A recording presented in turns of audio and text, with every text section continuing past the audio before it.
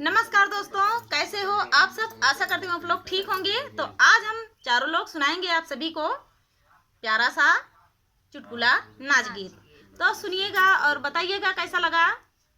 सभी का सपोर्ट भर भर के कीजिए। तो देर न करते हुए चलिए सुनाते हैं। हम डोली में बैठावे जब नौनिया सखी, कांपे मोर बदनिया सखी ना। हम डोली में बैठावे जब नौनिया सखी, कांपे मोर बदनिया सखी ना। लोग देखने को आए, सास उतारने को आई। लोग देखने को आई, सास उतारने को आई। बोली बोलने को खड़ी है जेठानिया सखी, कांपे मोर बदनिया सखी ना।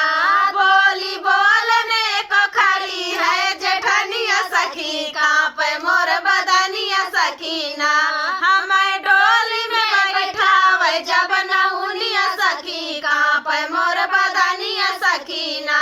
हम डोली में बैठावे जब नौनिया सखी, कांपे मोर बदनिया सखी ना। लोग देखने को आए, सास उतारने को आई। लोग देखने को आए, सास उतारने को आई। बोली बोलने को खड़ी है ननदिया सखी, कांपे मोर बदनिया सखी ना। बोली बोलने को खड़ी है ननदिया सखी, कांपे मोर बदनिया सखी ना। हमें डोली में बैठावे जब नौनिया सखी, कांपे मोर बदनिया सखी ना।